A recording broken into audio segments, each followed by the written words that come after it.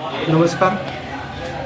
दौंड नगर परिषदेत जो सावळा गोंधळ चाललेला आहे त्याचं एक अत्यंत जिवंत उदाहरण म्हणजे दौंड नगर परिषदेचे भाजपा आणि नागरिक हित संरक्षण मंडळाचे स्वीकृत नगरसेवक राजू बारवकर यांच्याबद्दल मी एक तक्रार अर्ज जिल्हाधिकारी कार्यालयात दाखल केलेला आहे.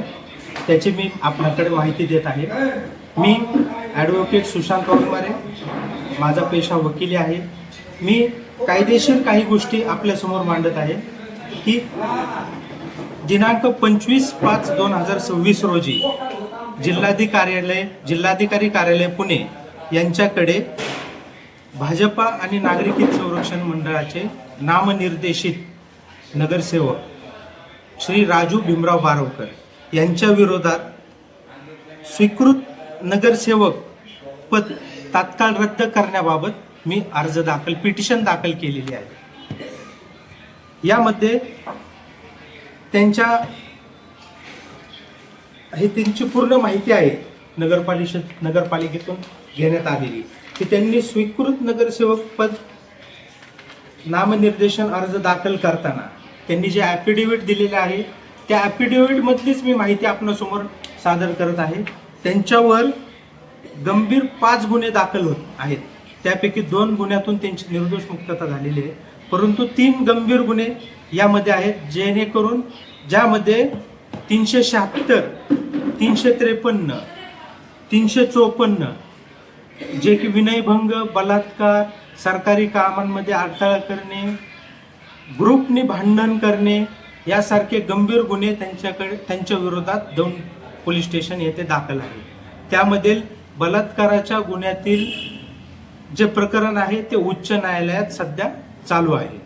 त्यानंतर स्वीकृत नगरसेवकासाठी जी महत्त्वाची पात्रता लागते त्यामध्ये ती अर्जदार नामनिर्देशन अर्ज करणारी व्यक्ती ही एकतर डॉक्टर, वकील, एक शासकीय अधिकारी, इंजिनियर असावा लागतो. या व्यतिरिक्त जर ती कुठल्या धर्मदाय संस्थेची किंवा NGOची जर ती अध्यक्ष, खजिनदार किंवा उपाध्यक्ष, सचिव या पदावर जर ती कार्यरत असेल तरच ती व्यक्ती स्वीकृत नगरसेवक पदासाठी पात्र आहे.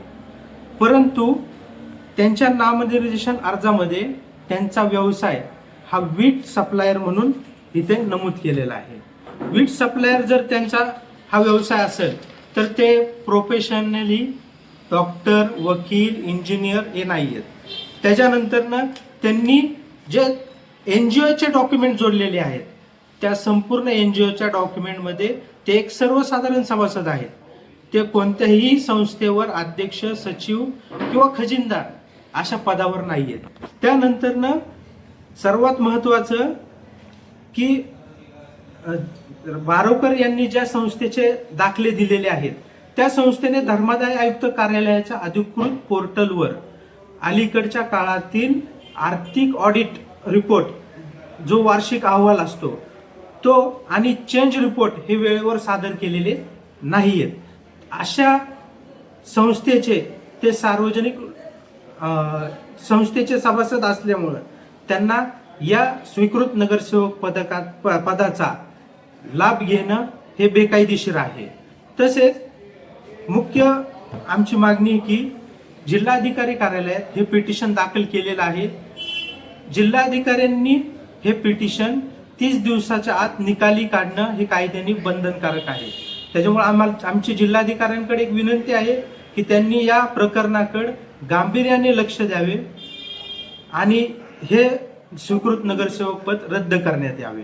तसेच या राजू बारवकर यांचा नुकतेच श्री स्वातंत्र्यवीर सावरकर समितीचे अध्यक्ष विवेक गटणे यांनी गळफास घेऊन आत्महत्या केलेली आहे एक 15 दिवसापूर्वी. त्या घटनेतील राजू बारवकर हे मुख्य आरोपी आहेत. त्यांच्यावर तक्रार देखील दाखल असून सध्या ते फरार आहेत. तसेच याची गंभीर नोंद घेऊन जिल्हाधिकारी यांनी तात्काळ त्यांचं स्वीकृत नगरसेवक पद रद्द करावं. तसेच यापूर्वी भाजपा आणि नागरिक हित संरक्षण मंडळाच्या दौंडच्या प्रमुखांना देखील मी सूचित करतो की त्यांनी या गंभीर घटनेकडे लक्ष देऊन त्यांची नैतिक जबाबदारी आहे की राजू बारावकर यांचा राजीनामा त्यांनी घेतला पाहिजे आणि तो तात्काळ घेऊन जिल्हाधिकारी यांच्याकडे दाखल केला पाहिजे, ही माझी मागणी आहे.